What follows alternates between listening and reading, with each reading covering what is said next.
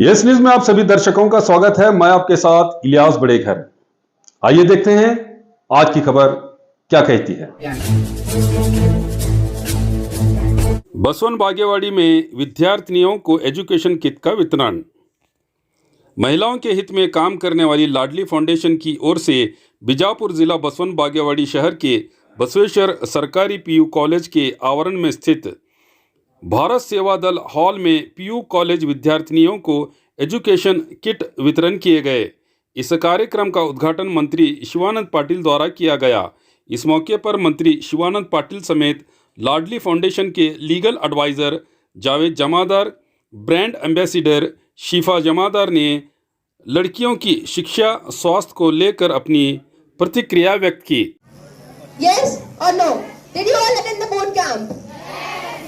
What did you learn in the boot camp? About sanitation, right? How to use the washrooms hygienically, how to keep your environment hygienic, how to keep yourself hygienic. हमने सिखाया है ये boot camp के तरीके से, activity के तरीके से. We have given all the possible training that we could do, not to you how to use the washroom. We have given the training how to keep yourself hygienic, how to keep your home hygienic, how to keep your school hygienic. Hygienic आप लोग इतना बोल रहे हो, आप लोग हम लोगों के पास ये अपना प्रोजेक्ट लाए हो wash.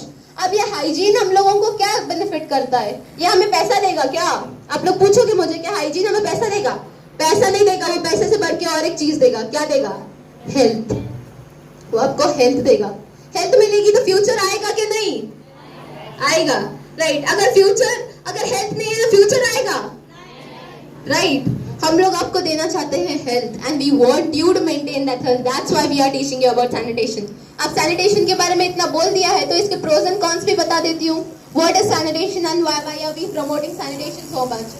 You know in government schools what happens, I have seen a lot of government schools जहाँ पे वॉशरूम भी नहीं थे या फिर वॉशरूम इस कंडीशन में थे that they were not accessible to be used. पानी नहीं था, इतना गंदा था। I have seen so many schools के वॉशरूम के नाम पे it was just a building with no water facility, with no electricity facility.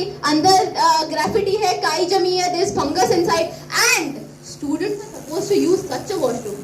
Will you use as an adult, I'm asking to all the adults here, will you use such a washroom if you are supposed to use? अगर urgent condition नहीं है आपको, अगर daily uses के लिए ऐसा washroom दे तो क्या आप adults यूज करोगे ऐसे वॉशरूम को?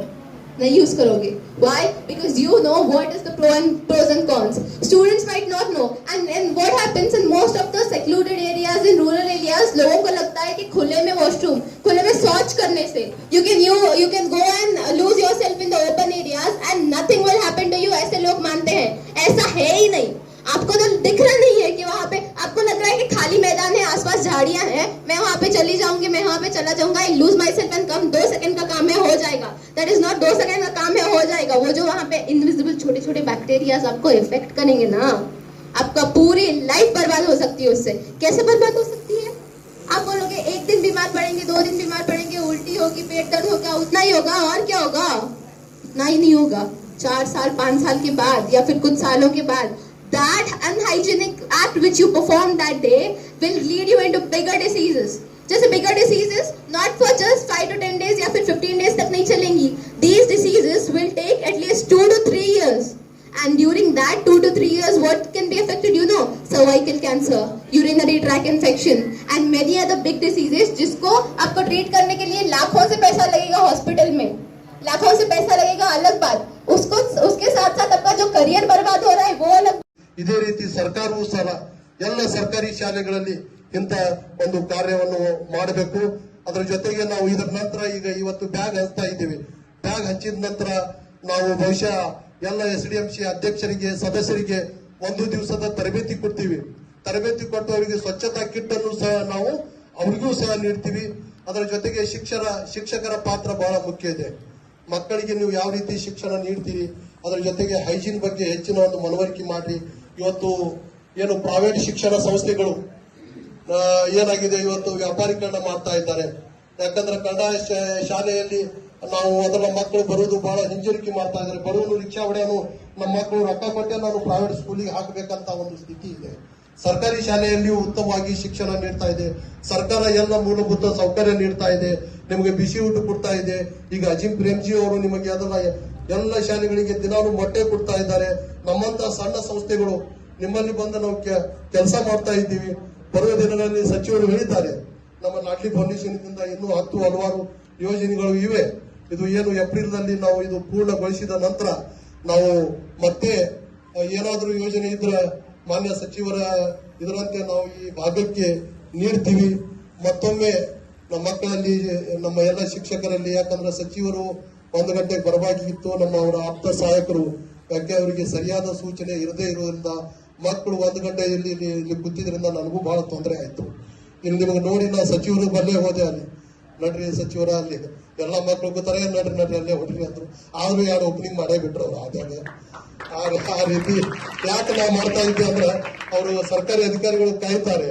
ಈ ನೆಲದ ಮಕ್ಕಳು ಯಾವುದೇ ಗ್ರಾಮೀಣ ಮಟ್ಟಕ್ಕೆ ಹೋಗಲಿದ್ದಾರೆ, ಬಸ್ ಅವರಿಗೆ ಸಿಗಲಿಲ್ಲ ಅಂತಂದ್ರು. ಇವಾಗ ಕೂಡ ನಾವು ಕೃತಜ್ಞತೆಯನ್ನ ಸಲ್ಲಿಸಬೇಕು. ಮೂರ್ತಿ ಚಿಕ್ಕದಾದ್ರೂ ಕೀರ್ತಿ ದೊಡ್ಡದದೆ. ನಿಮ್ಕಿನ ಚೆನ್ನಾಗಿ ಮಾತಾಡ್ತಾಳೆ ಇಲ್ಲಕ್ಕಿ, ನೀವು ಅಕ್ಕಿ ಹಿಂಗ ಆಗ್ತಿರಿಲ್ಲೋ, ಆಗ್ಬೇಕು. ಬಹಳ ಸಣ್ಣ ವಯಸ್ಸಿನಲ್ಲಿ ಈ ಸಂಸ್ಥೆ ರಾಯಭಾರಿಯಾಗಿ ಒಂದು ಜವಾಬ್ದಾರಿಯನ್ನ ನಿರ್ವಹಣೆ ಮಾಡ್ತಾ ಇದ್ದಾರೆ. ಜೊತೆಗೆ ಅನೇಕ ವಿಷಯಗಳ ಬಗ್ಗೆ ನಿಮಗೆ ಜ್ಞಾನ ಕೊಟ್ಟಿದ್ದಾಳೆ. ಆಕೆಗಿರ್ತಕ್ಕಂಥ ಜ್ಞಾನವನ್ನ ನಿಮ್ಮ ಜೊತೆ ಹಂಚ್ಕೊಳ್ತಾ ಇದ್ದಾಳೆ. ನನ್ನ ಎದುರಿಗೆ ಹೈಜೀನ್ ಬಗ್ಗೆ ಮಾತನಾಡಿದ್ರು, ಸ್ಯಾನಿಟೇಷನ್ ಬಗ್ಗೆ ಮಾತನಾಡಿದ್ರು. ಇವೆಲ್ಲ ವಿಚಾರಗಳು ಬಗ್ಗೆ ನಿಮಗೆ ಜ್ಞಾನ ಕೊಟ್ಟಿದ್ದಾಳೆ. ಆಕೆಗಿರ್ತಕ್ಕಂಥ ಜ್ಞಾನವನ್ನ ನಿಮ್ಮ ಜೊತೆ ಹಂಚ್ಕೊಳ್ತಾ ಇದ್ದಾಳೆ. ನನ್ನ ಎದುರಿಗೆ ಹೈಜೀನ್ ಬಗ್ಗೆ ಮಾತನಾಡಿದ್ರು, ಸ್ಯಾನಿಟೇಷನ್ ಬಗ್ಗೆ ಮಾತನಾಡಿದ್ರು. ಎಲ್ಲ ವಿಚಾರಗಳು ಅದರಲ್ಲಿ ಹೇಳ್ತಾರೆ, ಕ್ಲೀನಿನೆಸ್ ಈಸ್ ಗಾಡ್ ಅಂತ. ಎಷ್ಟು ಸ್ವಚ್ಛತೆ ಇಡ್ತೀವಿ ಅದೇ ಒಂದು ದೇವರು. ದೇವರಿಗೆ ಹೋಗಿ ಮೂರ್ತಿಗೆ ಹಾರ ಹಾಕಿದ್ರೆ ದೇವ್ರು ಸಂತೋಷ ಆಗೋದಿಲ್ಲ.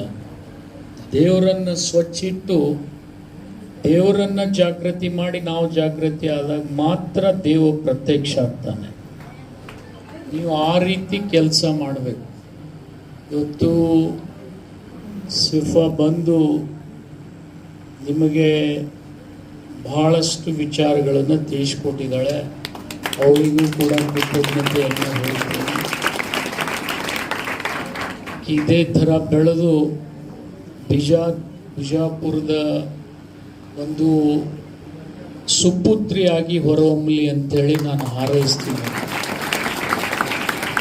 ಸಿಫಾ ಹೆಸರು ಎಲ್ಲರೇ ರಾಜ್ಯ ಮಟ್ಟದಲ್ಲಿ, ರಾಷ್ಟ್ರ ಮಟ್ಟದಲ್ಲಿ ಬಂತಂದರೆ ಅದು ಜಾವೇದ್ ಜಮಾದಾರ್ ಮಗಳಕ್ಕಿಂತಲೂ ಬಿಜಾಪುರದಕ್ಕೆ ಸಿಫಾ ಅನ್ನೋದು ಪ್ರತಿಬಿಂಬಿತ ಆಗ್ತದೆ. ಅದು ನಮಗೆ ಭಾಳ ಸಂತೋಷ.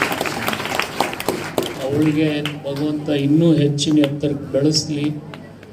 ಜೊತೆಗೆ ಜಾವೇದ್ ಜಮಾದಾರ್ ಅವರು ಕೆಲವು ಸಲಹೆಗಳನ್ನು ಕೊಟ್ಟಿದ್ದಾರೆ. ನಮ್ಮ NTPC ಬಗ್ಗೆ ಇರ್ಬೋದು, ಇನ್ನುಳಿದಂಥ ವಿಚಾರಗಳ ಬಗ್ಗೆ ಇರ್ಬೋದು, ಅದನ್ನೆಲ್ಲ ಗಮನದಲ್ಲಿಟ್ಕೊಂಡು ನಾನು ಭವಿಷ್ಯದಲ್ಲಿ ಅವ್ರ ಜೊತೆ ಸಹಕಾರ ಮಾಡ್ತೀನಿ.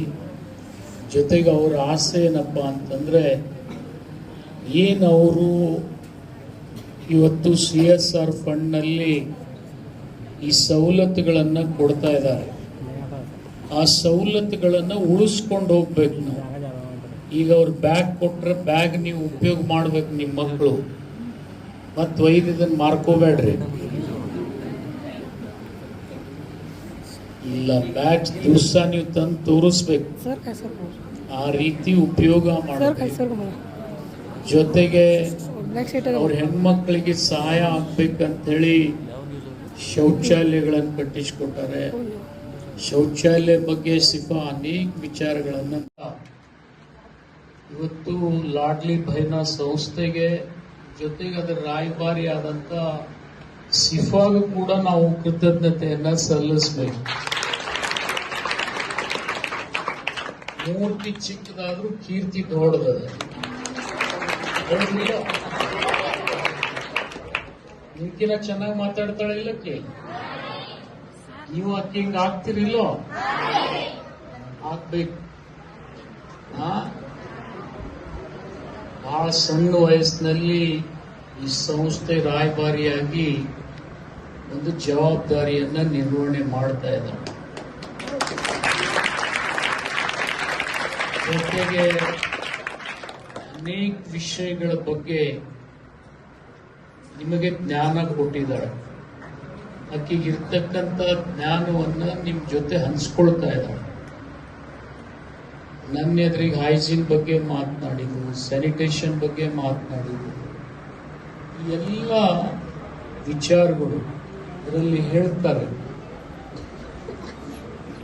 ಕ್ಲೀನ್ನೆಸ್ ಈಸ್ ಗಾಡ್ ಅಂತ. ಎಷ್ಟು ಸ್ವಚ್ಛತೆ ಇಡ್ತೀವಿ ಅದೇ ಒಂದು ದೇವರು. ದೇವರಿಗೆ ಹೋಗಿ ಮೂರ್ತಿಗೆ ಹಾರ ಹಾಕಿದ್ರೆ ದೇವ್ರ ಸಂತೋಷ ಆಗೋದಿಲ್ಲ. ದೇವರನ್ನ ಸ್ವಚ್ಛ ಇಟ್ಟು ದೇವರನ್ನ ಜಾಗೃತಿ ಮಾಡಿ ನಾವು ಜಾಗೃತಿ ಆದಾಗ ಮಾತ್ರ ದೇವ ಪ್ರತ್ಯಕ್ಷ ಆಗ್ತಾನೆ. ನೀವು ಆ ರೀತಿ ಕೆಲಸ ಮಾಡಬೇಕು. ಇವತ್ತು ಸಿಫಾ ಬಂದು ನಿಮಗೆ ಬಹಳಷ್ಟು ವಿಚಾರಗಳನ್ನು ತಿಳಿಸ್ಕೊಟ್ಟಿದ್ದಾಳೆ. ಅವಳಿಗೂ ಕೂಡ ಕೃತಜ್ಞತೆಯನ್ನು ಹೇಳ್ತೀನಿ. ಇದೇ ಥರ ಬೆಳೆದು ಬಿಜಾಪುರದ ಒಂದು ಸುಪುತ್ರಿಯಾಗಿ ಹೊರಹೊಮ್ಮಲಿ ಅಂತೇಳಿ ನಾನು ಹಾರೈಸ್ತೀನಿ.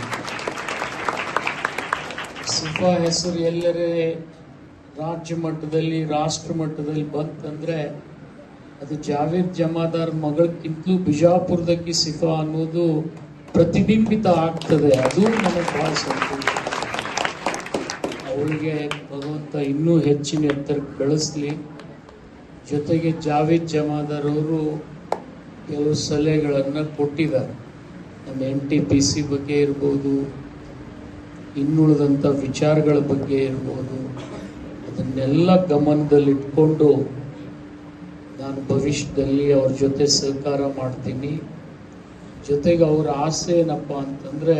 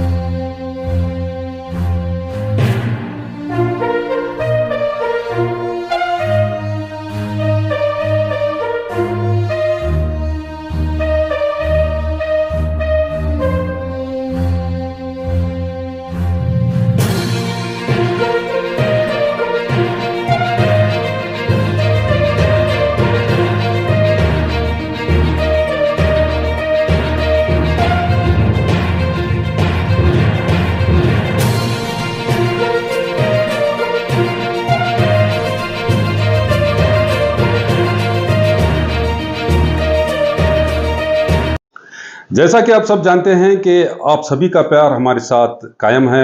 इसी तरह से हमारे इस चैनल को प्यार करते रहिए और हमारी सारी खबरों को लाइक, शेयर और सब्सक्राइब करना ना भूलिए। हमारा यही मकसद है कि आपको हर खबर जो है जैसा है वैसा ही आपको हम दिखाते रहेंगे, ना किसी का पक्ष लेंगे, ना किसी के विरोध में जाएंगे। हमारे कदम सच के साथ।